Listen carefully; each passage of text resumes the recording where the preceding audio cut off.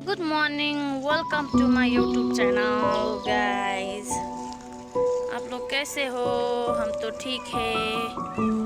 आपकी जगह पे ठंड कैसी है? यहाँ तो बहुत ज़्यादा ठंड है।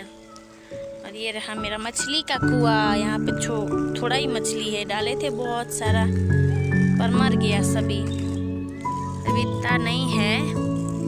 ये देखिए, ये मेरा है गांव, पहाड़ का घर है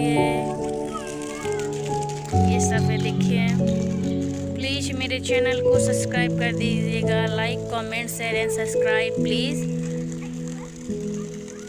सपोर्ट कीजिएगा हमको। हम भी आगे बढ़ना चाहते हैं, इसलिए सपोर्ट कर दीजिएगा। लाइक भी कर दीजिएगा, कमेंट भी कर दीजिएगा, शेयर भी कर दीजिएगा और सब्सक्राइब भी कर दीजिएगा। ठीक है, तो thank you for watching. Bye bye. See you next video.